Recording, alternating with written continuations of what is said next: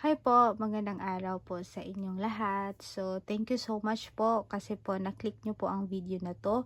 If isa po kayong bagong hire, new member ng Pag-ibig, new employee, and then isa po sa mga requirement is mag-comply po kayo ng Pag-ibig. Yung video na po ito is really intended for you.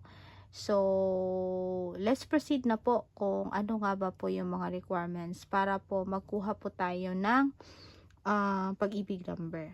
So, as you can see po, meron na pong form. So, yan po yung first na form. Yan po yung form na kailangan nyo pong i-fill out. Yan po yung MDF or Members Data Form. So, i-fill out nyo lang po yung necessary na mga information na yan kasi po personal information po ang nandyan. And then, sa second page naman po nito is wag nyo pong kalimutan na ilagay yung pangalan ng mga dependents nyo. Kung meron po kayong mga dependents and so forth. And then dito po, wag nyo pong kalimutan na pirmahan itong signature of informant. So, kasi po nagsicertify po ito na lahat po ng information na nakalagay dito sa form na ito is true and correct. So, after po niya, na-fill out nyo na po yung form. So, mag-a-attach po kayo ng birth certificate, marriage contract, if married po kayo, and photocopy of valid IDs with 3 specimen signature.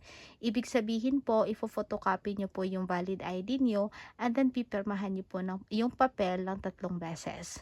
So, in case naman wala kayong time sa pag-process ng Pag-ibig kasi busy sa trabaho, pwede naman po yung kakilala nyo, yung authorized representative. Pwede yung asawa nyo, pwede yung anak nyo if busy kayo. So, ano po ba yung requirements? So, kailangan lang po na of course po, no, i-fill out nyo po ito. I-fill up nyo po to yung Members Data Form or MDF, and then yung mga attachment, birth certificate, marriage contract, and photocopy of valid ID. Yung kailangan lang pong dadalhin ni authorized representative is authorization letter. Meaning to say na magbigay po kayo ng authorization letter na ino-authorize nyo yung taong ito na siya yung mapaprocess ng Pag-ibig. Second is, kailangan nyo ding i-photocopy yung valid ID ng authorized representative, and then may perma niya. So, yun lang po yung kailangan para po ma-process po. Kasi, hindi naman ganun ka-strict si Pag-ibig. Kung busy po yung empleyado, pwede naman po yung kakilala niya. Basta po, meron lang po talagang authorization letter. Walang authorization letter, no transaction. Yun po yung policy nila. And then, once okay na po, na-fill out nyo na lahat, proceed po kayo sa Pag-ibig, ibigay nyo po doon sa membership counter. And then, once na-validate po, na-check po, na-evaluate, maghintay lang po kayo ng 3 business days.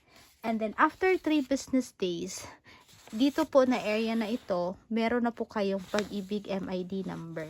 So, basically, yan po yung ibibigay ninyo sa employer nyo, or saan po kayo nagtatrabaho. Yan po kasi yung kailangan para po meron kayong remittance. So again po, if yung video na to is nakatulong sa inyo, if you find it very helpful, wag niyo pong kalimutan na mag-subscribe sa channel ko po. And then, i-hit nyo na lang din po yung like button. And then, mag-comment po kayo if meron pa po kayong mga questions.